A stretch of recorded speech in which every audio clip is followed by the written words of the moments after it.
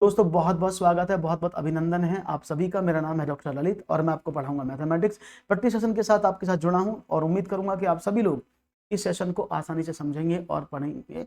तो सभी का स्वागत है। अगर आपने अभी तक हमारे चैनल को सब्सक्राइब नहीं किया है तो जल्दी से चैनल को सब्सक्राइब कर लो, वीडियो को लाइक कर दो और कमेंट करना बिल्कुल भी ना भूलो, जिससे कि आपको हमारे नोटिफिकेशन लगातार मिलते रहे। इसलिए बेल आइकन को भी प्रेस जरूर कर लें। शुरू करते हैं दोस्तों बिना किसी देरी के आज के सवालों का सिलसिला। और पहला प्रश्न मैं आपकी स्क्रीन पर रखता हूँ। स्थानीय मान से सवाल है। उम्मीद करूंगा सवाल आपको आसानी से समझ में आ जाएगा और उत्तर भी आप इसका आसानी से देंगे। क्वेश्चन है 29,503 में 5 के स्थानीय मान तथा 32,71 में 7 के अंकित मान का अंतर क्या है। Good afternoon Vibha, good afternoon to everyone. So what is the difference between local value of 5 in 29,503 and the face value of 7 in 32,071? इन दोनों में क्या डिफरेंस है आपको बताना। और सभी जानते हैं अगर इसमें मैं 5 का स्थानीय मान ढूंढने की कोशिश करता हूं तो 5 का स्थानीय मान क्या है, दैट इज 29503। तो ये तीसरे प्लेस पर है ना, तो 500। तो 500 तो 5 का स्थानीय मान हो गया। अब 7 का अंकित मान, अंकित मान को बोलते हैं उसका फेस वैल्यू। अंकित मान, निजी मान, व्यक्तिगत मान, ये सब एक ही है। स्थानीय मान पोजीशन पर जाकर बदल जाते हैं, लेकिन अंकित मान, जातीय मान, निजी मान, वास्तविक मान, फेस वैल्यू, ये जिस अंक का बात हो रहा है वो कभी नहीं बदलता, उसका फेस वैल्यू वही रहता है। 7 किसी भी जगह पर जाएगा वो 7 ही रहेगा। तो 7 इसमें से कम कर दें, you will get what, 493। Right option क्या होगा, option number B. No no no no, it's not 430। आप समझो, 7 का अंकित मान बोला है उसने, 7 का स्थानीय मान नहीं बोला है। तो हम ये गड़बड़ ज्यादा कर देते, जैसे कि आप लोगों ने अभी किया कि आपने ऑप्शन नंबर 1 को चूज कर लिया। ये गलत हो जाएगा क्योंकि आपको स्थानीय मान के बारे में बात हुई है, दूसरे के जातीय मान के बारे में बात हुई। और जातीय मान कभी भी नहीं बदलता, जिस प्लेस पर वो कहीं भी चला जाए उसका वैल्यू 7 वही रहेगा, चाहे वो इकाई पर हो, दहाई पर हो, सैकड़ा पर, हजार पर हो। फेस वैल्यू ऑलवेज भी सेम। आसान सवाल था, आगे बढ़ते हैं। कक्षा में शिक्षिका विद्यार्थियों को विभिन्न प्रकार के चतुर्भुजों को परिभाषित करने के लिए कहती है। शिक्षिका का उद्देश्य क्या है? सभी परिभाषाओं को कंठस्थ करने में विद्यार्थियों की सहायता करना, परिभाषाओं पर आधारित चतुर्भुजों की सभी समस्याओं को व्याख्या करने में विद्यार्थियों की सहायता करना, विभिन्न परिभाषाओं को खोजने में विद्यार्थियों की सहायता करना, या विभिन्न परिप्रेक्ष्यों से चतुर्भुज को समझने में विद्यार्थी की सहायता करना। Good evening. देखते हैं जवाब क्या मिलता है। In a class the teacher asked the students to define the quadrilateral in different ways. Teacher's objective is what? Helping students to learn all the definition, और डिसाइफर बोलते हैं उसको कंठस्थ करने को। Helping students to explain all the problems of quadrilateral based on definition, helping student to find different definitions, और helping students to understand the quadrilaterals from various perspective. तो देखते हैं जवाब क्या मिलता है। और यहां पर आप जवाब देने की बात कर रहे हैं मुझे, ऑप्शन नंबर बी और ऑप्शन नंबर डी दोनों आपके दिमाग में आ रहे हैं। ऑप्शन नंबर बी भी आपके दिमाग में पूरा चल रहा है, ऑप्शन नंबर डी भी आपके पूरे माइंड में चल रहा है। तो सही जवाब क्या है समझिएगा। तो अगर हम बात करते हैं कि शिक्षिका ने विद्यार्थियों को विभिन्न प्रकार के चतुर्भुजों को परिभाषित करने के लिए कहा कि उनको एक्सप्लेन कर दो कि व्हाट आर दी, हाँ डिफाइन कर दो कौन से चतुर्भुज है। कई बार आपने देखा होगा, अगर मैं आपसे बोलूं ये आकृति कौन सी बनी है, मुझे बताएंगे एक बार जरा, ये आकृति कौन सी है? तो आप कहेंगे सर ये आकृति समांतर चतुर्भुज बोलेगा, कोई बोलेगा समचतुर्भुज है, लेकिन एक्चुअली ये स्क्वायर है, ये वर्ग है। तो यानी अगर आकृतियों को आप घुमा देते हैं तो बच्चा कंफ्यूज हो जाता है।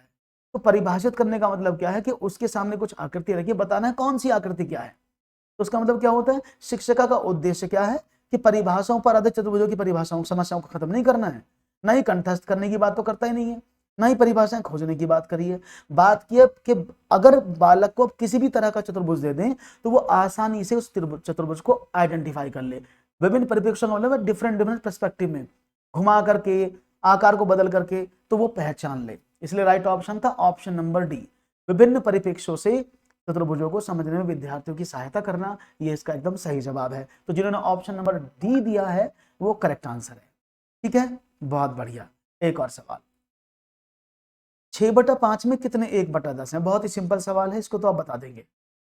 6/5 में कितने 1/10 होते हैं? How many 1/10 are there in 6/5? तो देखते हैं जवाब क्या मिलता है। तो इस सवाल में आपको कई बार बता चुका हूं। अगर मैं आपसे पूछूं कि 100 रुपए में कितने 5 रुपए के सिक्के हैं, तो आप क्या करेंगे, 100 में 5 का भाग कर देंगे और मुझे बताएंगे 20 आंसर। तो सेम यहाँ पर है, ये भी तो ये लिखा है 6/5 में कितने 1/10 है, तो अब अगली बार गुणा भाग गुणा में बदल जाता है ना, तो 6/5 को आपने गुणा में बदल दिया, 5 दूनी 10, राइट ऑप्शन 12 आ जाएगा। तो कुल मिलाकर सी ऑप्शन, बहुत बढ़िया, तो सभी ने सही दिया है। राइट ऑप्शन इज 12, यानी सही जवाब 12 है, 12। तो आप आसानी से समझ सकते हैं 12 इज द राइट आंसर। तो ऐसे सवालों को तो चुटकियों में कर देंगे, ऐसा मुझे विश्वास है। एक और सवाल लेता हूं। गणित में प्रतिचित्रण के लिए निम्नलिखित कथनों में से कौन सा सत्य नहीं है, यानी which of the following statement is not true for mapping in mathematics. Mapping जानते हैं ना आप, मैपिंग बहुत इंपॉर्टेंट पार्ट है, प्रतिचित्रण इसको बोलते हैं। प्रतिचित्रण स्थानिक चिंतन को बढ़ावा देता है, प्रतिचित्रण अनुपातिक विवेचन को प्रोत्साहित करता है, प्रतिचित्रण गणित पाठ्यक्रम का भाग नहीं है, प्रतिचित्रण का गणित के कई विषयों से समाकलन किया जा सकता है। Mapping increase spatial thinking, mapping encourage proportional interpretation, mapping is not part of the mathematics curriculum and mapping can be integrated with many mathematics topic. तो देखते हैं जवाब क्या मिलता है। गणित में प्रतिचित्रण, और प्रतिचित्रण को आप पैटर्न भी मान सकते हैं, जैसे बच्चा पैटर्न को समझता है तो ये वैल्यू दूसरी वाली वैल्यू के साथ कैसे जुड़ी हुई है, इसका क्या रिलेशन है, ये आकृति दूसरी वाली आकृति से कैसे कोरिलेट करती है, क्या उसका संबंध है, तो ऐसा बोला गया है। तो देखो, अगर प्रतिचित्रण की बात हो, चित्रण की बात हो रही तो समझ लेना स्थानिक चिंतन तो बढ़ेगा, क्योंकि जहां पर आकृति वहां पर आपका प्रतिचित्रण, वहां पर आपका स्थानिक चिंतन। प्रतिचित्रण अनुपातिक विवेचन को बढ़ाता है, लेकिन ये स्टेटमेंट जो दिया है उसने ऑप्शन नंबर 3 ये गलत है। क्यों? उसने कहा है कि जो मैपिंग है वो गणित का भाग ही नहीं है। तो क्या ये सही है? बच्चा तो कक्षा 3 से प्रतिचित्रण पढ़ना शुरू कर देता है, पैटर्न पढ़ना शुरू कर देता है, तो आप कैसे कह सकते हैं गणित का पाठ्यक्रम का भाग नहीं है? तो गलत स्टेटमेंट है ना, इसलिए right option option number C एकदम गलत स्टेटमेंट है, क्योंकि प्रतिचित्रण गणित का भाग होता है। Mapping is the part of mathematics, okay, और करिकुलम, मैथमेटिक करिकुलम, और ये सही है एकदम। तो राइट ऑप्शन था ऑप्शन नंबर 3 जो गलत लिखा हुआ है। क्लियर है? एक और प्रश्न, निम्न में से कौन सी भिन्न सबसे बड़ी है? Which of the following is the biggest variation, is the largest fraction? तो देखते हैं जवाब, 9/7, 4/3, 3/2, 5/6। अब इसके दो तरीके मैंने बताए हुए हैं, या तो आप इसको डिवाइड करके निकाल लो, या फिर आप इसको ऐसे भी कर सकते हैं। जब छोटे भिन्न हो तो मैंने बताया ना, आप ऐसे यूज कर सकते हैं, cross multiplication is the best way. जब भिन्न छोटी हो तो हमने इन दोनों को देख लिया, इसकी गुणा इसमें करें, 9 × 27 और 4 × 7 = 28। दोनों में बड़ा कौन सा? 27 के 28। इन दोनों में कौन सी बड़ी है? आपने कहा 28, यानी 4/3। इन दोनों में देखें, आपने कहा 6 × 3 = 18 और 5 × 3 = 10। दोनों में बड़ा कौन सा? 18 ना। इन दोनों में ये वाली बड़ी आ गई। अब इन दोनों को कंपेयर कर लो, 4 × 2 = 8 और 3 × 3 = 9। तो बड़ी कौन सी है? 3/2। तो सबसे बड़ी भिन्न कौन सी हुई? Option number C, that is 3/2। आप इसको वैसे भी पहचान सकते हैं 3/2। राइट ऑप्शन क्या? 3/2। तरीका नंबर 1। तरीका नंबर 2 भी बता देता हूं, ये तो क्रॉस मल्टीप्लीकेशन का जो मैं आपको बहुत बार पढ़ाया हूं कि कैसे आप भिन्नों को आसानी से पहचान सकते हैं जब आप क्रॉस मल्टीप्लीकेशन करते हैं। इसके साथ साथ मैंने आपको बताया आप डिवाइडेशन रूल भी अपना सकते हैं। जब 9 में 7 का डिवाइड करेंगे 0.1 सॉरी 7 × 7 1 बचा 2 और 7 दूनी 14, 6 7 8 56। इसको डिवाइड करें 1.333, इसको करें 1.50, इसको करें 0.6848, 8। तो सबसे बड़ा कौन सा? 1.5। हाँ, इसमें कोई भी पहले आगे आप रख सकते हैं, इससे फर्क नहीं पड़ेगा, आप किसी को भी आगे कर सकते। जैसे मैंने कहा कि मैं इस क्रम को ऐसे लिख लेता हूं, फॉर एग्जांपल 3/2, 4/3, 5/6 और 9/7। आप तब भी कर सकते हैं, कोई प्रॉब्लम नहीं है।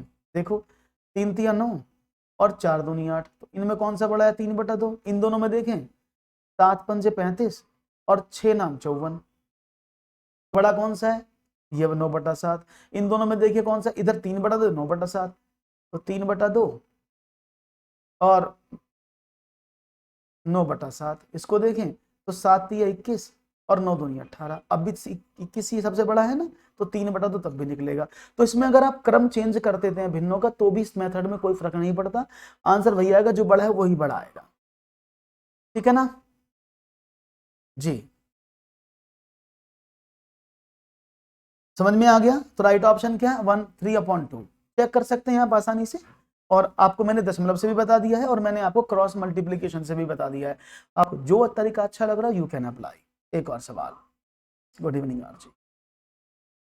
रामचंद्र प्राथमिक विद्यालय में गणित के शिक्षक हैं। गृह कार्य की जांच के दौरान एक बच्चे की अभ्यास पुस्तिका में इस प्रकार लिखा पाते हैं 3 + 5 + 8 = 15, 5 + 6 + 2 = 14। इससे ज्ञात होता है कि क्या उसने गृह कार्य किसी दूसरे बच्चे की अभ्यास पुस्तिका से किया है, बच्चे ने ऐसा गलती से लिखा है, बच्चे को संख्या लिखने का ज्ञान नहीं है, या बच्चे को जोड़ संबंधी ज्ञान नहीं है। कौन सा ऑप्शन आप चारों में से देना चाहेंगे? एक टीचर हैं रामचंद्र जी, वो एक बच्चे को होमवर्क दिया, जब उसकी होमवर्क स्क्रिप्ट को, शीट को, नोटबुक को चेक किया गया तो उसमें पाया उसने 5 + 3 + 8 को 15 लिखा हुआ था, 6 + 5 + 2 को 14 लिखा हुआ था। इससे क्या ज्ञात होता है? क्या उसने एक दूसरे की कॉपी से गृह कार्य किया, जो कि अलाउड नहीं है। बच्चा दूसरे की कॉपी से गृह कार्य नहीं कर सकता, उसको स्वयं करना होता है। गलती से लिखा है, गलती तो बहुत सारी हो जाएंगी, तो गलती तो बहुत बड़ा, गलती कौन सी है वो पहचानना है। बच्चे को संख्या लिखने का ज्ञान नहीं है, संख्या तो लिख रहा है उसने, 15 भी लिखा है उसने, 14 भी लिखा है, संख्या तो वो लिख रहा है। प्रॉब्लम क्या है? क्योंकि 8, 5, 13 और 3 16 होते हैं, 6, 5, 11 2 13 होते हैं, तो बच्चे को जोड़ने संबंधी बोध नहीं है। Right option, option number C. संख्याओं का ज्ञान तो है उसे, उसने 15 लिखा, 14 लिखा, गिनती तो उसको आती है। राइट ऑप्शन क्या है? ऑप्शन नंबर डी इसका सही जवाब होना चाहिए आपकी तरफ से। क्लियर है भाई? बहुत बढ़िया, ये भी समझ में आया। ऐसी जल्दी से करते चलो और तेजी से सवाल। सही है ना आज तो? बहुत बढ़िया, हाँ बिल्कुल सही है। एक और क्वेश्चन है, 30,10,301 को 43 से भाग करने पर शेषफल क्या है? देखते जवाब क्या मिलता है। 30,10,301 तो सिंपल देखो, 43 से उसने शेष नहीं पूछा, शेष पूछा तो मैं रिमाइंडर थ्योरम लगाता, उसने सीधा भाग पूछा है, तो 3,0,1,0,3,0,1।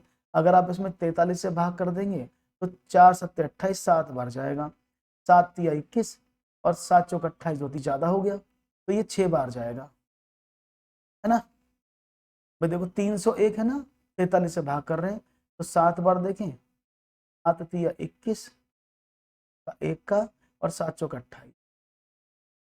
एक मिनट साफ कर देता हूँ, अब आएगा सही। ठीक है, डिवाइड करें, 7 बार गया ये ऐसे, 7 3 21, 7 4 28 तो 30। अब यहाँ तो कुछ नहीं बचा, आपने जीरो पर से लिया तो जीरो में तो जाएगा नहीं, तो जीरो लगा दिया। अब आपने 3 लिया, 3 में भी नहीं जा रहा, फिर जीरो लगाना पड़ा, फिर आपने जीरो लगा 43, अब भी बढ़ा, अभी भी नहीं जा रहा, अब आपने एक ऊपर से बढ़ा, तो 7 बार फिर चला गया 301। तो क्या बचा आपका 7,007। हाँ डेली से टाइम होती है क्लास। तो राइट ऑप्शन क्या है? Option number B, D is not the right answer. 3 zero आएंगे भी साथ में, 2 जीरो नहीं आएंगी, 3 जीरो आएंगी ना। आप देखो ये इसमें तो कंफ्यूज करना है कि 2 जीरो है कि 3 जीरो है, इसमें 3 जीरो आप दो को बीच में लगानी होंगी। राइट ऑप्शन है बी, 7,007। 43 से भाग करने पर ये आपको आंसर मिल जाएगा। आसान सवाल था, सिर्फ डिवाइड करना था, बाकी तो कोई बड़ी चीज नहीं है। एक और सवाल, एक बच्चा संख्याओं, संक्रियाओं और संकेतों, घड़ी के दो कांटों, विभिन्न सिक्कों आदि में अंतर करने में कठिनाई प्रदर्शित करता है। इसका अर्थ है कि विशिष्ट बाधाएं उसके सीखने को प्रभावित कर रही हैं, वो कौन सी है? एक, कमजोर गतिक कौशल, पढ़ाना और लिखाना कौशल, कमजोर शाब्दिक, चाक्षुष, श्रव्य, कार्यकारी स्मृति, कमजोर चाक्षुष प्रक्रमण योग्यता जैसे चाक्षुष विभेदीकरण, स्थानिक संगठन और चाक्षुष समन्वय, कमजोर भाषा प्रक्रमण योग्यता जैसे अभिव्यक्ति, शब्द भंडार और शब्द प्रक्रमण। तो इसमें आपका जवाब कौन सा मिलेगा? एक बच्चा है, प्रॉब्लम उसको क्या हो रही है कि वो संख्या, संक्रियाओं, संकेतों, घड़ी के दो कांटों या फिर विभिन्न सिक्कों में अंतर स्थापित नहीं, डिफरेंशिएट नहीं कर पा रहा है। तो इसका मतलब है कुछ विशेष बाधाएं हैं जो उसे प्रॉब्लम कर रही हैं। तो वो कौन सी बाधाएं वो आपको पहचाननी है। कमजोर गतिक कौशल, पढ़ना और लिखना कौशल, कमजोर शाब्दिक, चाक्षुष और श्रव्य स्मृति। शाब्दिक को बोलते हैं वर्ड प्रोसेसिंग, है ना। हाँ, तो वीक, तो पुअर डायनेमिक स्किल, पढ़ना, reading and writing problem, weak lexical, visual, audible and working memory, weak visual processing capacity like eye differentiation, spatial organisation and visual coordination, weak language processing capability like expression, vocabulary and audio processing. तो देखते हैं जवाब क्या मिलता है, और आप लोगों का आंसर मुझे पता पक्का 100% आप सही देंगे। देखो अगर बच्चा दो संख्याओं में अंतर स्थापित नहीं कर पा रहा है, दो संकेतों में अंतर स्थापित नहीं कर पा रहा, घड़ी के दो कांटे दोनों निडल में अंतर स्थापित नहीं कर पा रहा, दो सिक्कों में अंतर स्थापित नहीं कर रहा, दोनों में क्या अंतर है, छोटा है बड़ा है, तो उसकी प्रॉब्लम क्या हुई, यानी वो चीजों को देखकर नहीं पहचान पा रहा है। भाई सब चीज देखने पर तो संबंधित हो रही है, भाई जो अंतर स्थापित नहीं कर पा देख के तो करेगा, तो यानी क्या हुआ, देखने को बोलते हैं विजुअल प्रोसेसिंग, यानी चाक्षुष प्रकरण योग्यता, जिसको आप विजुअलाइजेशन भी बोलते हैं। और वॉन हेले का पहला लेवल यानी 0 लेवल जो वो चाक्षुषीकरण ही होता है, उसको चाक्षुषीकरण बोलते हैं ना। तो उसकी प्रॉब्लम क्या है, विजुअलाइजेशन की प्रॉब्लम है, जिसमें विजुअल डिफरेंशिएशन वो नहीं कर पा रहा है दो चीजों में, विजुअल कोऑर्डिनेशन नहीं कर पा रहा है दो चीजों के बीच में, और विजुअल ऑर्गेनाइजेशन नहीं कर पा रहा है कि कौन सा छोटा कौन सा बड़ा है। हाँ, लाइक और शेयर करते रहें, बिल्कुल क्लियर है। तो राइट ऑप्शन क्या है, ऑप्शन नंबर 3 एकदम करेक्ट आंसर है। क्लियर है, कोई प्रॉब्लम तो नहीं है, बहुत बढ़िया। आगे बढ़ते हैं और सवालों को समझने की कोशिश करते हैं। एक और सवाल, 10 इकाई 10 दहाई और 10,000 बराबर है। ये तो बड़ा पचकाना सवाल है, तो देखेंगे जवाब क्या मिलेगा। 10 यूनिट्स प्लस 10 टेंस इक्वल किसके हैं, 10,000 अगर जोड़ा जाए। सिंपल सवाल है, कर सकते हैं इसको आसानी। तो देखते हैं, 10 इकाई में 10 गुणा 1, जब इकाई बोला यूनिट बोला तो 1 की गुणा बराबर 10। 10 टेंस 10 दहाई टेंस में 10 के बराबर होता है 100, और 10,000 तो 10 में 1,000 की गुणा कर दें तो 10,000। कितना हो गया, 0 1 1 0 1, ये होगा ना। 101 10 10 110 है कहीं इसमें, आपने कहा बिल्कुल है। ओ माय गॉड, बी कैसे हो जाएगा, बी कैसे कर रहे हो आप इसका, सिंपल थ्योरी है, इसमें क्या प्रॉब्लम आ गई आपको, इसमें भी गलत कर, दोबारा समझ लो, इसमें तो कुछ भी नहीं करना था। तो उसने बोला 10 इकाई, तो 10 इकाई का मतलब होता है 10 गुणा 1, तो 10 हो गया। उसने बोला 10 दहाई, तो 10 में 10 की गुणा कर दिया आपने, तो 100 हो गया। उसने बोला 10,000, तो 10 में 1,000 की गुणा कर दी, तो कितना हुआ, ऐसे अब इनको जोड़ दो, देखो 0 1 1 0 1, तो ऑप्शन नंबर 3 सामने लिखा हुआ है। तो गलती कैसे करें, गुड इवनिंग, गलती कैसे कर रहे हैं आप लोग, इतने आसान सवालों में भी कोई गलती करते हैं। सब लोगों ने सी लाइन लगा दी ऊपर से नीचे तक, 10 10 10 कैसे भाई, अच्छा आपने ऐसा नहीं जोड़ दिया 10,000 10 दहाई 10 इकाई, ये गलत है। 10,000 10 दहाई 10 ऐसे नहीं जोड़ते हैं, गलत हो जाएगा ऐसे तो। राइट ऑप्शन क्या, option number C correct answer है, बिल्कुल बढ़िया जवाब। एक और सवाल,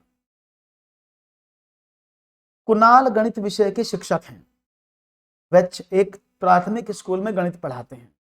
उनकी कक्षा में कई छात्र मंदबुद्धि वाले हैं, वे मंदबुद्धि छात्रों को सभी प्रकार के समान स्तर पर लाना चाहते हैं। उनके अनुसार मंदबुद्धि छात्रों के स्तर में सुधार लाने हेतु उपयोगी परीक्षा कौन सी है, विश्लेषणात्मक परीक्षण, मंदबुद्धि परीक्षण, निदानात्मक परीक्षण, या फिर सृजनात्मक परीक्षण। इनमें से आपको बताना है वो कौन से विश्लेषण पर है। एक टीचर हैं जो कुणाल हैं, वो प्राथमिक स्कूल यानी प्राइमरी स्कूल में मैथ्स पढ़ा रहे हैं। उनकी कक्षा में कई छात्र जो हैं वो मंदबुद्धि वाले, मंदबुद्धि तो आप जानते हैं ना, हाँ, जिनका बुद्धि लब्धि 80 से कम हो जाता है। तो मंदबुद्धि छात्रों को वो समान स्तर पर लाना चाहते हैं, सामान्य स्तर एवरेज बनाना चाहते हैं, उनका 100 IQ बनाना चाहते हैं। उनके अनुसार मंदबुद्धि छात्रों के स्तर में कौन सी सबसे उपयोगी परीक्षा होगी, विश्लेषणात्मक परीक्षण, मंदबुद्धि परीक्षण, निदानात्मक परीक्षण, या सृजनात्मक परीक्षण। शायद सभी को पता होगा इसका आंसर क्या होना चाहिए, क्योंकि अगर आप किसी बच्चे का डायग्नोस करते और पाते हैं मंद बुद्धि है, तो उसका हम किससे पता लगाते हैं, उसका पता लगाते हैं परीक्षण होता है निदानात्मक परीक्षण। हम उसका डायग्नोस्टिक टेस्ट लेते हैं, जिससे हमें यह पता लगता है कि बच्चा किस क्षेत्र में कमजोर है, और उसको उस क्षेत्र में दोबारा से पढ़ाने की कोशिश करते हैं, रेमेडियल टीचिंग देने की कोशिश करते हैं। वही बच्चा निदानात्मक परीक्षण के आधार पर अपने आप को मंद बुद्धि से सामान्य बुद्धि में लाने की कोशिश करता है। राइट ऑप्शन था ऑप्शन नंबर सी। तो ये सृजनात्मक परीक्षण क्या होता है, इसको बोलते हैं क्रिएटिविटी टेस्ट। जैसे आप बच्चे को कोई चीज 4 आकृति दे देते हैं, 5 आकृति दे देते हैं, और आप कहते हैं इसका कुछ बनाओ। कई बार आपने अपने बीएड में भी किया होगा कि भाई आपके घर में कोई टूटी फूटी खराब चीज पड़ी है, उनसे कोई अच्छी सी चीज बना कर लाओ। तो बच्चे अपने घर से लाते थे कुछ ना कुछ बना करके, तो क्रिएटिविटी है कि बच्चा क्रिएटिव में कितना क्रिएटिव है, वो उन चीजों को कैसे यूटिलाइज कर सकता है। क्लियर है, बढ़िया। 210 के धनात्मक गुणनखंडों का योगफल कितना है, अब 210 आपके सामने लिखा है, इसके धनात्मक गुणनखंडों का टोटल आपको बताना है और मुझे उम्मीद है कि इस टोटल में शायद आपको दिक्कत नहीं करेंगे, मुझे उम्मीद पूरी है। अब देखते हैं जवाब क्या मिलता है आपका 210। सभी लोग करने की कोशिश करेंगे और मुझे उम्मीद है कि आप सभी लोग इसको आसानी से निभा लेंगे, कोई प्रॉब्लम नहीं होगी जी।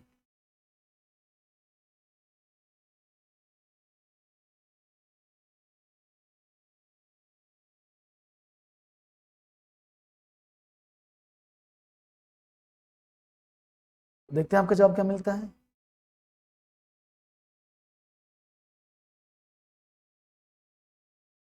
उम्मीद करूंगा जवाब अच्छे से मिलेगा आपका।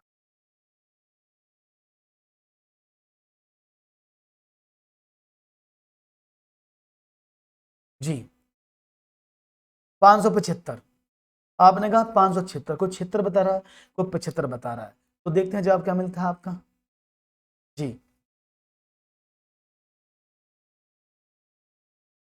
चलो समझ लेते हैं सवाल को पहले, फिर आपको बताते हैं प्रश्न क्या। देखो 210 के फैक्टर करने, इसमें कई तरह के सवाल एग्जाम में पूछे जाते हैं, मैं सारे बता देता हूँ। एक सवाल पूछा जाता है गुणनखंडों का योगफल कितना है, पूछा जाता है कुल कितने गुणनखंड हैं, 210 के कुल कितने पॉजिटिव फैक्टर्स हैं। तो पहले मैं फैक्टर निकालने बताता हूँ कैसे करते हैं। आप सिंपल देखो, इधर से स्टार्ट करते हैं एक से, एक के साथ 210 की गुणा कर दो, दो के साथ क्या आ जाएगा, आपने कहा 105, तीन के साथ क्या आ जाएगा 70, चार से कटेगा नहीं, पांच से कटेगा तो कितना हो जाएगा, पांच चौके 20, 42, छह से कट जाएगा, आपने कट जाएगा 6 18 35, सात से कट जाएगा 30 बार, आठ से कटता नहीं है, नौ से भी नहीं कटेगा, 10 से भी नहीं कटेगा, 11 से भी, 10 से कट जाएगा 10 गुणा 21, इसके बाद 11 से नहीं कटेगा, 12 से नहीं कटेगा, 13 से, 14 और 15 से कट जाएगा, 14 गुणा 15 कितना होता है,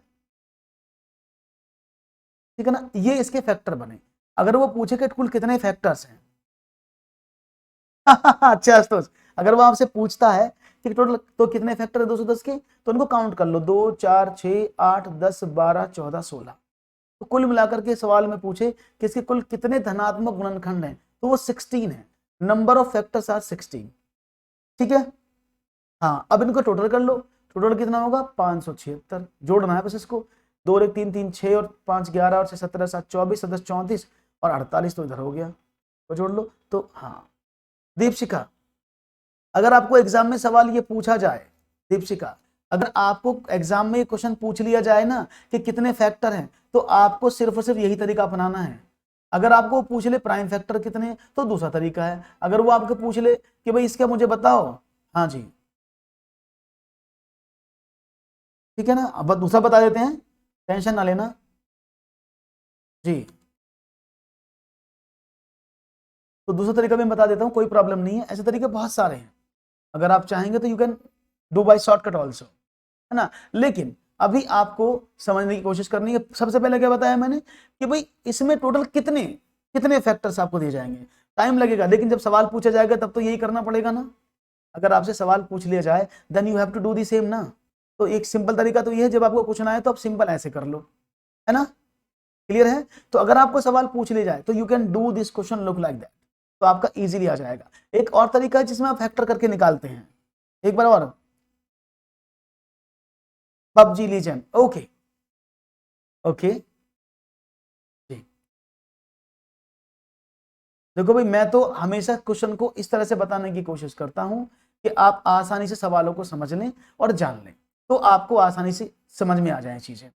चलो खैर मैं इसको शॉर्टकट से बता देता हूं, उसका दूसरा तरीका भी देख लेते हैं क्या होता है, उसको भी बता देता हूं, ठीक है ना। देखो अब इसका शॉर्टकट भी समझ लो, अगर आपको ये समझ में, अगर वो बोलेगा ना कुल कितने फैक्टर, तो ऐसे निकालना है। अगर वो सिर्फ सम पूछ रहा है तो आप क्या कर सकते हैं, इसके फैक्टर कर लो, 210 के फैक्टर कर लें, इसको भी समझ लो। चलो 2 से काटे 105 बार, प्राइम फैक्टर कर लो इसके, 3 से काटे तो 35 बार, 5 से काटे तो 7 बार, तो इसके प्राइम फैक्टर कितने बने, 2 multiply by 3 multiply by 5 multiply by 7। यहां तक कोई प्रॉब्लम, आप इसको शॉर्ट से भी कर सकते हैं, इज इट क्लियर। यहां तक कोई प्रॉब्लम हो तो प्लीज लेट मी नो, मुझे तो लगता नहीं कि शायद यहां तक कोई प्रॉब्लम आपको होगी इस सवाल में, क्लियर है, आपने कहा कोई प्रॉब्लम नहीं है, बहुत बढ़िया। अब क्या करें, जब आप इसको कर लेंगे तो कंडीशन क्या होता है, जब हम इसकी बात करते हैं टोटल सम निकालने की, तो हम इसकी पावर को एक इंक्रीज करते हैं। कैसे करते हैं वो मैं बता देता हूं। जैसे ये सवाल आपके सामने लिखा है ना यहाँ पर, तो क्या करेंगे, तो 2 की पावर ऑलरेडी 1 है ना, ये 2 की पावर कितनी है, आपने कहा 2 की पावर, ये भी 3 की पावर 1, 5 की पावर 1, 7 की पावर 1 लिखा हुआ है ना। तो क्या करेंगे, हम इसको ऐसे बढ़ा देते हैं कि 2 की पावर 0 प्लस 2 की पावर 1, जो भी पावर है उसमें 0 बढ़ा देंगे, मल्टीप्लाई बाई 3 की पावर 0 प्लस 3 की पावर 1, इस पावर को इंक्लूड कर देते हैं, प्लस 5 की पावर 0 क्योंकि प्लस 5 की पावर 1 प्लस मल्टीप्लाई बाई 7 की पावर 0 प्लस 7 की पावर, इसको ऐसे कर देते हैं। तो ये शॉर्टकट है, जब भी आपको पावर मिल जाए तो आप इस पावर को नीचे ऐसे लिख लो, कितना हो जाएगा, ये हुआ 1, 1 और 2 3, भाई अगर देखा जाए तो 1 और 2 3 आपके सामने आ गया, कोई प्रॉब्लम नहीं है। ये क्या हुआ, आपने कहा 3 के साथ 4 कर दिया, ये 3 मल्टीप्लाई बाई 4 मल्टीप्लाई 5 और 1 6 मल्टीप्लाई बाई 6 और 1 8, इनकी गुणा कर लो, ऐसे भी निकाल सकते हो। हाँ, तरीका आपके सामने है। जब 2 लिखा ना तो सिंपल हम इसको आगे बढ़ा देते हैं, बस जैसे पावर है ना तो आप इसको ऐसे भी समझ सकते हो, इसको ऐसे भी कर सकते हो, पावर 2 की पावर 1 है ना, तो 2 प्लस 1 मल्टीप्लाई बाई 3 की पावर 1 है ना, 3 प्लस 1 मल्टीप्लाई 5 की पावर 1 है ना, 5 प्लस 1 मल्टीप्लाई बाई 7 की पावर 1 है ना, तो 7 प्लस 1, बस 0 इसलिए बताया क्योंकि ये मेथड है, अब भी वही आएगा, तो 576। अब आपके पास में 2 चॉइस है, आप चाहे तो पावर को ऐड करके कर सकते हो या ऐसे कर सकते हो, जो आपको अच्छा लगे यू कैन डू। ओके, 576 अभी आप दोनों तरीके मैंने बता दिए। अगर वो पूछेगा ना टोटल कितने फैक्टर हैं, देन आपको वैसे ही करना जैसे मैंने पहले बताया था। हाँ ठीक है ना, चलिए आगे बढ़ते हैं। प्राथमिक अवस्था में गणित में रचनात्मक मूल्यांकन में अंतर्निहित है सामान्य त्रुटियों को पहचानना, क्रिया प्रणाली के ज्ञान और विश्लेषणात्मक प्रतिभाओं की परीक्षा, विद्यार्थियों को ग्रेड श्रेणी और रैंक की स्थिति, अधिगम में असंगति और शिक्षण में कमजोरियों को पहचानना। 2 पावर होगी तो 1 ऐड हो जाएगा अनिल जी। हाँ हो जाएंगे, ये अलग डिपेंड करता है, अभी इसमें और सवाल हैं, डोंट वरी पबजी लीजेंड, अब इसमें और भी सवाल हैं। ओके ओके ओके ओके, अब इसमें और भी सवाल हैं, डोंट वरी, अभी आगे आएंगे, मैं डेली पढ़ाता रहता हूं, तो मैं एक काम करता हूं, क्योंकि अगर मैं ऐसे बताऊंगा तो सवाल नहीं हो पाएंगे, तो मैं एक बार how to find out the factors of even and odd number में सेशन रख लेता हूं आपके लिए, ये सही रहेगा। मैं एक पूरा सेशन रख देता हूं जहां पर हम इस 10-15 सवाल ले लेंगे डिफरेंट डिफरेंट कैटेगरी के, और उसमें आपको एक एक चीज समझा देंगे, ये बढ़िया रहेगा ना, क्योंकि बीच में अगर मैं समझाऊंगा सिर्फ मैं सॉल्यूशन कर सकता हूं, मेथड आपको समझना होगा, तो हम एक चैप्टर नया रख लेते हैं, दैट वुड बी ग्रेट, है ना। तो 15 तक क्या, 16 तारीख को रख देता हूं, मुझे एक बार रिमाइंड करा दीजिएगा बस। ओके, तो मैं फिक्स कर लेता हूं डायरी में इसको। सामान्य त्रुटियों को पहचानना, कल ऑलरेडी सेशन शेड्यूल है, वो ऑलरेडी सेशन शेड्यूल है, इसलिए 15 तक सेशन शेड्यूल है, 15 के बाद रख सकता हूं। सामान्य 16 को रख दूंगा पक्का। सामान्य त्रुटियों को पहचानना, परसों एग्जाम है तो कल रख देते हैं दीपिका का। ओके चलो, तो कल रख लेते हैं, हैप्पी, पक्का, चलो कल रख लेते हैं, हैप्पी। चलो, तो सामान्य त्रुटियों को पहचानना, क्रिया प्रणाली के ज्ञान और विश्लेषणात्मक प्रतिभाओं की परीक्षा, शिक्षार्थियों में ग्रेड श्रेणी और रैंक की स्थिति, अधिगम में असंगति और शिक्षण की कमी, इनमें से कौन सा रचनात्मक मूल्यांकन में अंतर्निहित है? राइट ऑप्शन मिल रहा है मुझे बी, क्रिया प्रणाली के ज्ञान और विश्लेषणात्मक प्रतिभाओं की परीक्षा अंतर्निहित है। नहीं नहीं, क्रिया प्रणाली यानी आप एग्जामिनेशन ऑफ नॉलेज की एनालिसिस नहीं करते, नहीं एनालिटिकल स्किल्स की नॉलेज करते हैं, इसमें बात की जाती है recognise the inconsistence of teaching and deficiency in the learning, क्योंकि मूल्यांकन में से जब रचनात्मक मूल्यांकन होता है, जब रचनात्मक मूल्यांकन की हम बात करते हैं तो उसमें क्या होता है कि बालक को फीडबैक दिया जाता है और टीचर को भी फीडबैक मिलता है। बालक को फीडबैक क्या मिलता है कि उसने कहां कहां कमियां की हैं, किन को सुधारने की आवश्यकता है, और टीचर ने कहा, टीचर को क्या मिलता है कि भाई मैंने ये पढ़ा है, बच्चों को समझ नहीं आया, तो मुझे और क्या अपडेट करने की आवश्यकता है। तो हमेशा रचनात्मक मूल्यांकन का उद्देश्य बालक को फीडबैक देना, बालक की प्रतिभाओं को समझाने की कोशिश करना कि आप यहाँ पर कमी कर रहे हैं, यू हैव टू इंप्लीमेंट, इसलिए जो है FA रखे जाते हैं। स्लाइड क्लियर है शैलेंद्र जी? आप एक बार इसकी अपनी रिजोल्यूशन बढ़ा लो। अधिगम में असंगति is the right answer. Okay, एक और 6 घंटों में सेकंडों की संख्या कितने दिनों में मिनटों की संख्या के बराबर है? In how many days is the number of seconds in hours equal to the number of minutes? 4, 10, 15, 12, 2। जी देखते हैं जवाब क्या मिलता है।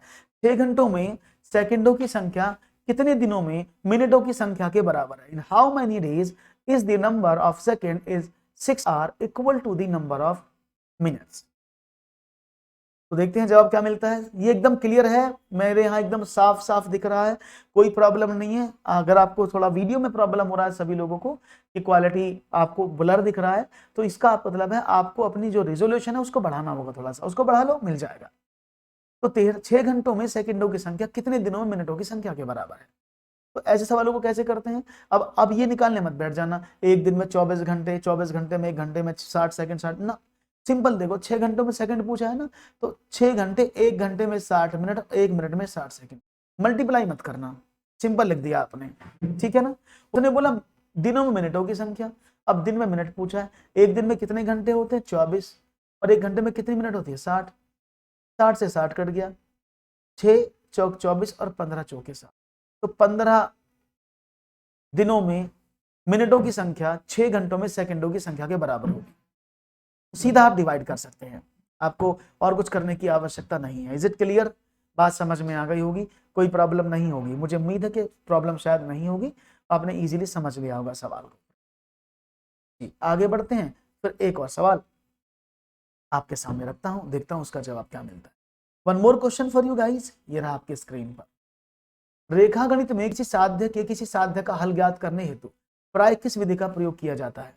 विश्लेषण विधि, निगमन विधि, आगमन विधि, संश्लेषण विधि।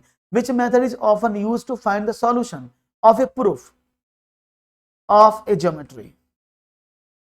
तो कौन से को प्रूफ करने के लिए यूज किया जाता है? और आपने कहा है निगमन विधि, कोई कह रहा है विश्लेषण, कोई कह रहा है आगमन, कोई कह रहा है संश्लेषण। समझ लो कौन सा मेथड अधिकतर यूज किया जाता है किसी भी सॉल्यूशन के प्रूफ करने को ज्योमेट्री में। और ये मैंने आपको बहुत अच्छे से बताया कि ज्योमेट्री में प्रूफ करने के लिए आप कौन सी चीज का प्रयोग करते हैं। और यहां पर निगमन विधि सबसे ज्यादा आंसर मिल रहा है मुझे, बी मिल रहा है, बी निगमन विधि। अरे निगमन विधि प्रूफ करने के लिए कैसे यूज कर सकते हो आप?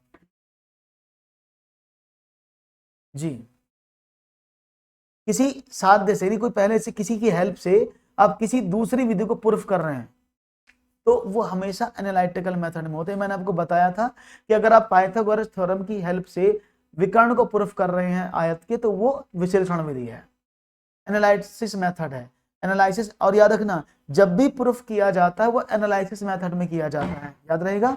जब भी आप प्रूफ का प्रयोग करेंगे, प्रूफ करने की कोशिश करेंगे स्पेशली ज्योमेट्री में, तो जितने भी ज्योमेट्री थ्योरम्स हैं, जितने भी ज्योमेट्री प्रूफ्स हैं, वो विश्लेषण विधि के आधार पर ही किए जाते हैं, यानी वो एनालिसिस मेथड के बेस पर ही किए जाते हैं। Is clear? बिल्कुल लग रहा है तो यही सही है, कोई गलती नहीं है। ओके बढ़िया। एक और सवाल, 15वां प्रश्न आपकी स्क्रीन पर। पाई है, pi is what?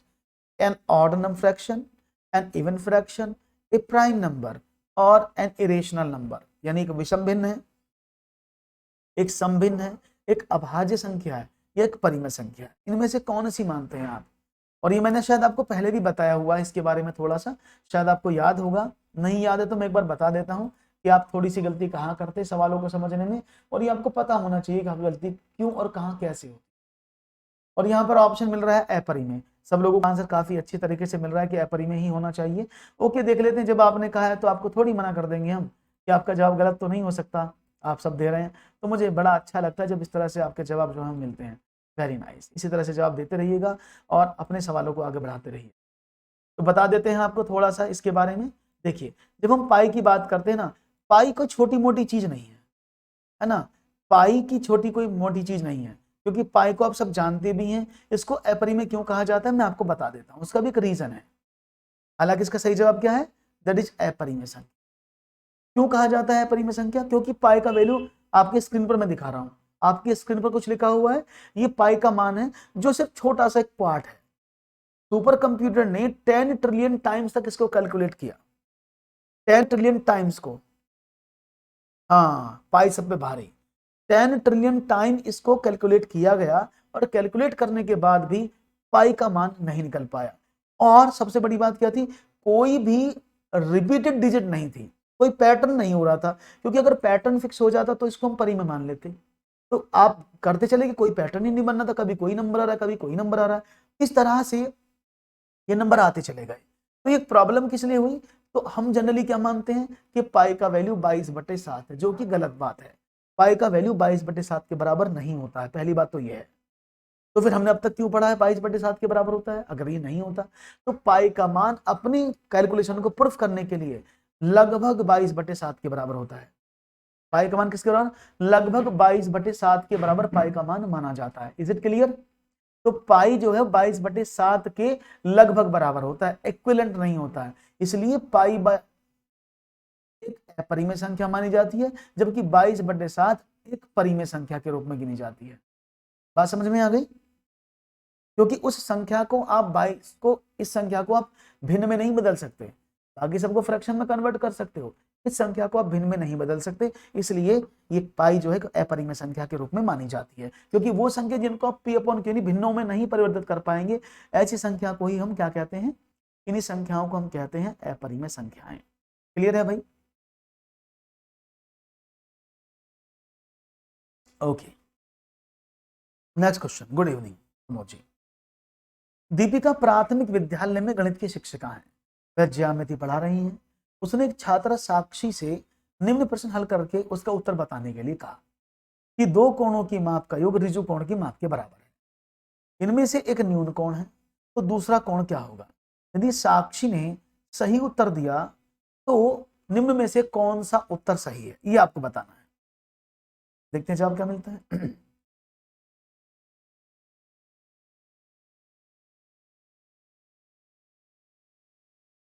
C.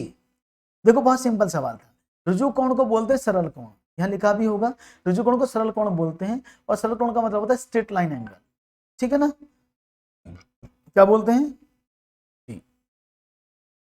Straight line angle इसको बोला जाता है, ठीक है ना। आपने कहा ओके। अब एक बार बताओ, ये कौन है आपके सामने, ऐसे एक स्ट्रेट लाइन एंगल 180 डिग्री का, उसने कहा इसमें से एक न्यून कोण है, न्यून कोण में सपोज मैंने 60 डिग्री का माना, तो ये वाला कोण कितना बना, आपने कहा 120 का। तो आप खुद देखिएगा, जब एक कोण न्यून कोण है तो दूसरा 120 डिग्री का कैसे हो गया, क्योंकि आपने 180 का सीधा सरल रेखा कोण होता है, और 120 कोण कैसा होता है, अधिक कोण, ऑब्ट्यूज, क्या होता है, अधिक कोण, इसलिए राइट ऑप्शन क्या होगा कि वो ऑब्ट्यूज होगा, ग्रेटर एंगल इसको बोलते हैं ऑब्ट्यूज एंगल, ठीक है। समकोण को राइट एंगल, न्यून को एक्यूट बोलते हैं। समझ में आ गई बात, कोई प्रॉब्लम तो नहीं, किसी हिसाब को भी कोई प्रॉब्लम नहीं होनी चाहिए, मेरे हिसाब से तो कोई प्रॉब्लम नहीं होनी चाहिए, क्योंकि सवाल इजी है, आसानी से आपने पहचान लिया। वेरी गुड, आगे बढ़ते हैं, एक और प्रश्न की बात करते हैं और देखते हैं वन मोर क्वेश्चन आपके स्क्रीन पर क्या कहता है। निम्नलिखित में से कौन सा सही नहीं है, कौन सा सही नहीं है। 2005 gram is equal to 2.005 kilogram, किसी घनाभ का आयतन जिसकी लंबाई 45 सेंटीमीटर, चौड़ाई 15 सेंटीमीटर, ऊंचाई 40 सेंटीमीटर है, बराबर है उस घन के आयतन के जिसकी भुजा 0.3 मीटर है। 10 का शतांश 0.1 होता है। 55 लीटर और 55 मिलीलीटर बराबर 55.55 लीटर होते हैं। तो ये सवाल बहुत ज्यादा पूछे जाते हैं आजकल क्वेश्चंस इस तरह के, क्यों, क्योंकि इन सवालों में बहुत कुछ आपको मिल जाता है देखने के लिए। समझते हैं क्या है इसका मतलब, देखते हैं जवाब और जानते हैं आंसर क्या होगा। सबका आंसर एक सुर में डी आ रहा है, क्यों आ रहा है डी, देख लेते हैं। देखिए सिंपल समझने की कोशिश करो, मैं एक से स्टार्ट करता हूँ। सभी जानते हैं कि ये क्या था, ग्राम को किलोग्राम में बदलने के लिए 1000 का डिवाइड कर दशमलव यहाँ लग जाए, 2.005, जो कि एकदम सही है। एक घनाभ है जिसकी लंबाई कितनी है, 45 सेंटीमीटर, चौड़ाई 15 सेंटीमीटर, ऊंचाई 40 सेंटीमीटर, क्योंकि LBH होता ना आयतन, तो कितना हुआ 15 चौके 60, तो ये हुआ 45 मल्टीप्लाई बाई 600, तो 45 करें 0 0, 5 अंक 30, 5 चौके 20 और 3 33, ऐसे होगा ना, 4 5 20, 4 छंग 24 और 2 26, ठीक है भैया 27, तो ये 27,000 सेंटीमीटर क्यूब हो गया। अब इसकी बात करते हैं, उस घन की 3 मीटर, अब घन का वॉल्यूम होता है क्यूब में, उसने बोला 0.3 मीटर है, तो 0.3 का मतलब कितना होता है, आपने कहा 100 की गुणा कर दे सेंटीमीटर में तो 30 सेंटीमीटर होता है, तो इसका क्यूब निकालें 30 का तो कितना बनेगा, आपने कहा 27000, ये भी यही आया, तो ये भी सही लिखा है। हालांकि सबसे बड़ा गलत होता है ऐसा आप कहते हैं, ऐसा नहीं है। 10 का शतांश का मतलब होता है 10th पार्ट, तो सेंटीमीटर जिसको बोल देते हैं, तो 10 का दशांश कितना होता है, आप करेंगे शतांश, तो 10 में 100 का डिवाइड कर दो तो 0.1, शतांश मीन्स 100वां भाग। अब आप जानते हैं 55 लीटर और 55 मिलीलीटर, अगर मैं इसको सॉल्व करूं तो उसका मीनिंग क्या है कि भाई 55 लीटर 55 मिलीलीटर की बात हो रही है, तो 55 लीटर 1 लीटर में 1000 मिलीलीटर होते हैं, तो 55 गुणा 1000 प्लस 55, तो कितना हुआ 55,000 प्लस 55, तो कितना होगा 555,055, ये इसका आंसर आना चाहिए जो उसने गलत किया है। अब इसको बदलें तो ये 55.055 होना चाहिए था आंसर, ऐसे, तो ये गलत लिखा है। क्लियर है? राइट ऑप्शन क्या, ऑप्शन नंबर डी, जो आपने एकदम सही दिया है, कोई प्रॉब्लम नहीं हुई। एक और सवाल, बलदेव प्राथमिक स्कूल में गणित के अध्यापक हैं, उनके अनुसार गणित शिक्षण की समस्या को दूर करने के लिए एक बालक में ज्ञान के प्रति रुचि उत्पन्न करने के लिए आवश्यक है अभिरुचि विधि, प्रेरणा विधि, शिक्षण विधि, इनमें से कोई नहीं। तो देखते हैं आपका जवाब क्या मिलता है। Baldev is a mathematics teacher in elementary school. According to him, to overcome the problem of teaching mathematics, it's necessary to generate interest in the knowledge in child. What is it? Interest method, motivation method, teaching method, या none of these? तो right option क्या होगा, बहुत बढ़िया, अभिरुचि नहीं है। अभिरुचि तो इंटरेस्ट मेथड कुछ नहीं होता है, वो क्रिएट करना पड़ता है, और बच्चे का इंटरेस्ट किससे आता है, जब उसको मोटिवेट करते हो। देखिए प्रेरणा विधि एकदम सही जवाब, मोटिवेशन मेथड एकदम सही है, क्योंकि शिक्षण विधि तो बाद में आती है, जब बच्चा क्लास में आता है, वो पहले से डिमोटिवेट हो चुका है, तो उसको हमें मोटिवेट करने की आवश्यकता है। अब चाहे उसको आप गेम से मोटिवेट करो, चाहे बातों से मोटिवेट करो, चाहे समझा के मोटिवेट करो। राइट ऑप्शन क्या है, ऑप्शन नंबर 2, प्रेरणा विधि एकदम सही जवाब है इस प्रश्न का, अगर आपने चुना है तो। एक और सवाल फिर आपकी स्क्रीन पर ये रहा, 2 और 2/3 समकोणों में डिग्रियों की संख्या कितनी है? ये तो बड़ा आसान है भाई। The number of degrees in 2 and 2/3 angles are, number of degrees, तो देखो 2 और 2/3 समकोण, आप सभी जानते हैं समकोण का वैल्यू 90 होता है, तो 2 समकोणों में कितना हो जाएगा 180। अब 2/3 समकोणों की बात करें तो एक समकोण 90 डिग्री का, 2/3 2/3 60, ये हो गया भाई साहब, दोनों को जोड़ दें, आपने कहा 240 आएगा, तो दिक्कत तो नहीं किसी को, आसान सवाल था। ऐसे सवाल तो बचकाना है आपके लिए, अब तो ऐसे कर ही लोगे। आगे बढ़ते हैं, एक और सवाल की बात करते हैं।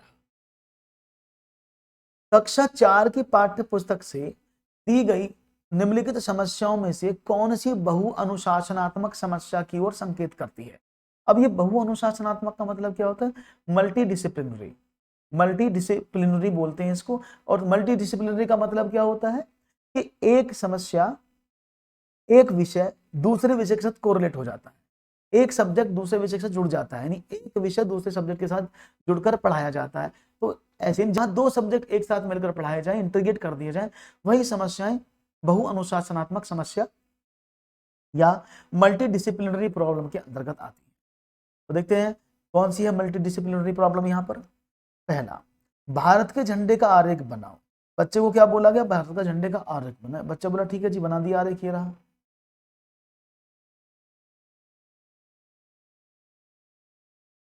ऐसे बच्चे ने बोला जी भारत के झंडे का आरेख हमने बना दिया, कोई प्रॉब्लम नहीं है, दी गई। अब क्या, उसमें सममिति रेखाओं की पहचान करो। अब इसमें सिमेट्री ढूंढो, लाइन ऑफ सिमेट्री कितनी है। तो क्या हुआ, पहले तो आरेख ने ड्राइंग कराई आपने उसको, और फिर आपने मैथ कराया, तो मल्टी डिसिप्लिनरी प्रॉब्लम बन गई ना। तो राइट ऑप्शन, ऑप्शन नंबर 1। अब दी गई आकृति को दर्पण पर प्रतिबिंब बनाना, मतलब सिर्फ वो ड्राइंग कर रहा है। दी गई आकृति में कितनी सममिति रेखा, यहाँ पर वो गणित कर रहा है, आकृति ऑलरेडी दी हुई है। और किसी भी ज्यामितीय आकृति को एक सममिति रेखा खींचना, ज्यामितीय आकृति में सममिति रेखा खींचना गणित का काम है, क्योंकि ज्यामितीय आकृति के बारे में बात हो रही है। यहां उसने बोला आरेख भी बनाओ और सममिति भी गिनो, तो दोनों काम 2 विषयों के अलग अलग हैं, इसलिए इस प्रॉब्लम को मल्टी डिसिप्लिनरी प्रॉब्लम या बहु अनुशासनात्मक समस्या के रूप में इसको माना जा सकता है। क्लियर है, बहुत बढ़िया। एक और सवाल, पाठ्यक्रम में अंकगणित शिक्षण का महत्व नहीं है, इनमें से किसमें अंकगणित शिक्षण का महत्व नहीं माना जाता है? व्यवसायिक मजदूरी व्यवसाय हेतु, घरेलू कार्य हेतु, नौकरी पाने हेतु या व्यवहारिक उपयोग हेतु। अकॉर्डिंग टू एनसीएफ, अपने अकॉर्डिंग नहीं बताना है, आपको एनसीएफ के अकॉर्डिंग बताना है। एनसीएफ किस बात पर एग्री करता है जी।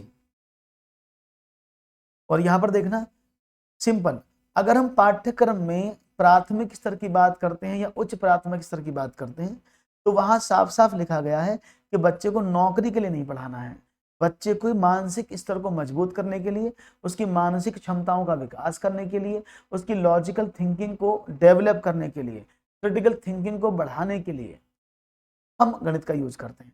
व्यवसाय हेतु मतलब क्या, अगर बच्चा 8वीं तक भी कक्षा गणित में पढ़ लेता है तो वह जितने भी डेली लाइफ के काम हैं वो उनको यूज कर सकता है, दैनिक जीवन के कामों को यूज कर सकता है। घरेलू कार्यों में गणित का प्रयोग होता है बच्चा अगर 8वीं तक पढ़ता है। व्यवहारिक उपयोग कक्षा 8 तक आ जाता है, लेकिन नौकरी कक्षा 8 में गणित पढ़ने से नहीं लगती है, ठीक है ना। नौकरी करने के लिए आपको कम से कम 12th माध्यमिक स्तर या ग्रेजुएशन करना पड़ता है, तब आपकी नौकरी लगती है, तो उस समय गणित अलग होता है। इसलिए नौकरी पाने हेतु जो एनसीएफ है उसमें पाठ्यक्रम का महत्व नहीं है। क्लियर है? Right option, option number 3। समझ में आ गई बात? एक और सवाल ले लेते हैं फिर। एक संतरे का मूल्य 5 रुपए 50 पैसे है, इट्स 5 रुपए 50 पैसे। यदि 1 किलोग्राम सेब का मूल्य 80 रुपए है तो 1.5 दर्जन संतरे और 1 और 3/4 किलोग्राम सेब का कुल मूल्य कितना है, ये आपको बताना है। देखूंगा जवाब में गलती नहीं होगी आपसे और आप अच्छे से जवाब देने का प्रयास मुझे करेंगे। काफी अच्छा सवाल है, उम्मीद करूंगा सवाल में गलती ना हो जी।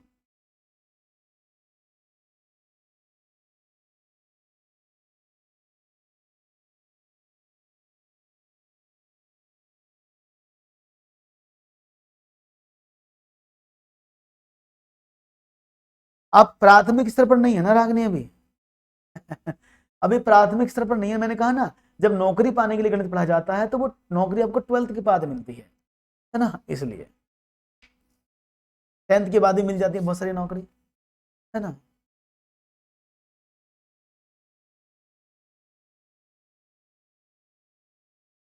D option.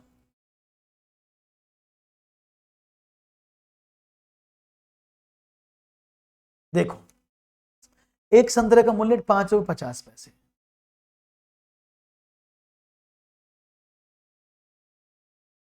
5 रुपए 50 पैसे एक संतरे का मूल्य।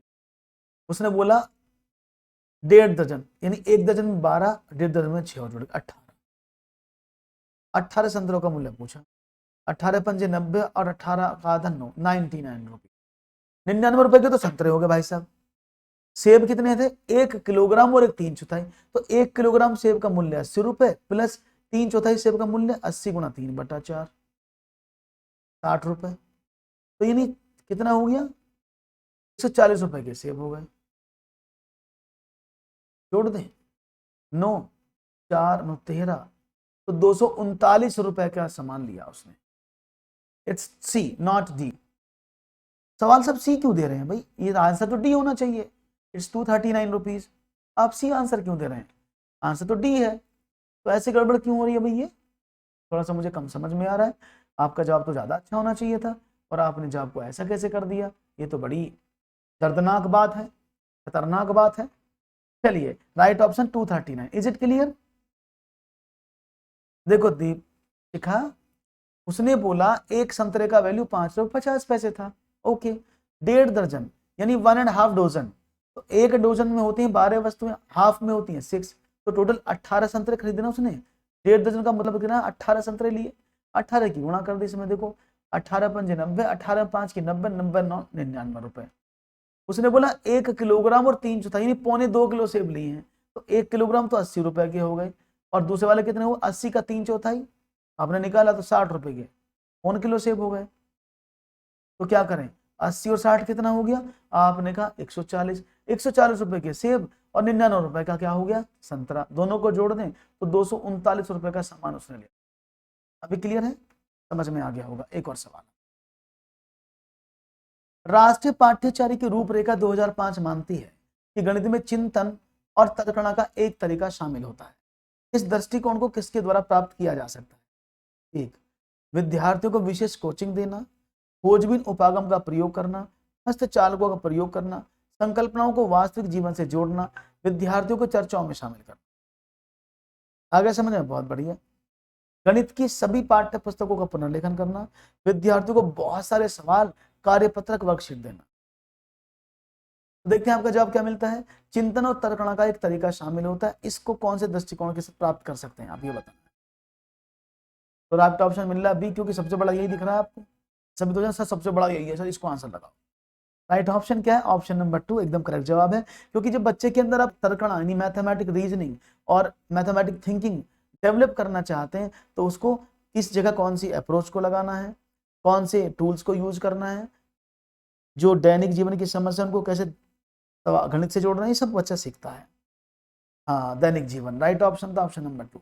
एक और, एक रेलगाड़ी हैदराबाद से शुक्रवार समय 13:15 पर चलती है और शनिवार बेंगलुरु 7:30 पर पहुंची। यात्रा में लगा समय कितना था? जवाब चाहूंगा आपसे। लो, ओके ओके रजनी, रागिनी, लो और error, okay.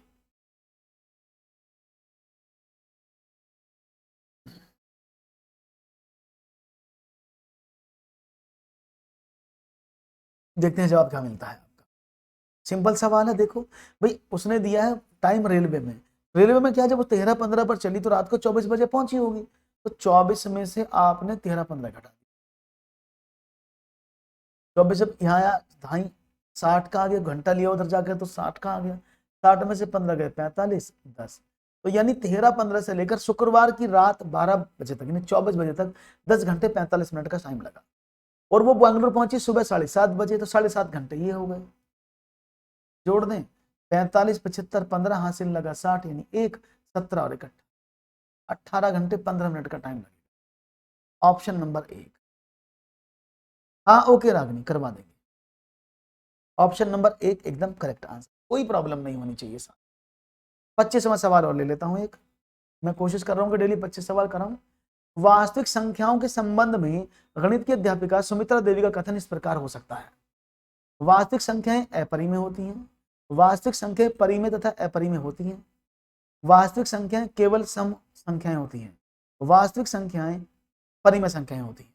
Real numbers are irrational, real numbers are rational and irrational number, real numbers are only even numbers, real numbers are irrational numbers. तो देखते हैं जवाब क्या मिलता है। और ये शायद मैंने आपको समझाया, जब नंबर चार्ट बनाया था मैंने, तो मैंने बताया था कि ये संख्याएं होती हैं ऐसे, है ना, और संख्याएं दो भागों में टूटती हैं। एक होते हैं इमेजिनरी यानी काल्पनिक, एक होती हैं वास्तविक रियल। और ये वास्तविक संख्या फिर दो भागों में टूट जाती है। कौन कौन से में? होता है अपरिमेय, एक होता है परिमेय। यानी अगर हम रियल नंबर की बात करेंगे तो उसमें अपरिमेय संख्याएं भी होनी चाहिए और परिमेय संख्या भी होनी चाहिए, तो दोनों का कॉम्बिनेशन होता है। आप ये नहीं कह सकते कि वास्तविक संख्या सिर्फ परिमेय संख्याएं होती हैं या वास्तविक संख्या केवल अपरिमेय संख्याएं होती हैं। वास्तविक संख्या के अंदर दोनों संख्याएं आती है, इसलिए ये परिमेय और अपरिमेय दोनों संख्याएं मानी जा सकती है। राइट ऑप्शन है बी। बहुत बढ़िया, आप लोगों के जवाब काफी अच्छे मिल रहे हैं मुझे। तो अगर सेशन कैसा लग रहा है जल्दी से बताओ। अगर अच्छा लग रहा है तो लाइक करने में कंजूसी किस बात के, लाइक कर दो सेशन को और सब्सक्राइब कर दो चैनल को, जिससे कि आपको हमारे इसी तरह के वीडियोस मिलते रहें। और बेल आइकन को प्रेस करना बिल्कुल भी ना भूलें, शेयर करते रहें अपने साथियों के साथ। तो इन्हीं शब्दों के साथ दीजिएगा इजाजत, मिलेंगे कल शाम इसी समय इसी चैनल पर। तब तक के लिए bye, take care, thank you very much for joining this.